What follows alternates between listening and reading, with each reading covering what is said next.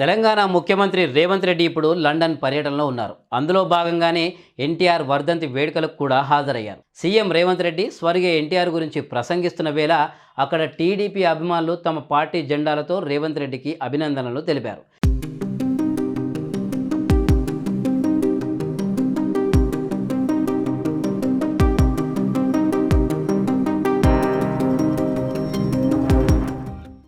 Revanth Reddy TDP నుంచి కాంగ్రెస్లో చేరి పీసీసీ చీఫ్గా సేవలందించి ఆ తదుపరి ఏకంగా తెలంగాణ రాష్ట్ర రెండవ ముఖ్యమంత్రిగా చరిత్రలో నిలిచారు. అయితే ఈ వీడియో చూసిన తెలంగాణ ప్రతిపక్ష నేతలు రేవంత్ రెడ్డి మీద విమర్శలు లేవనెత్తారు.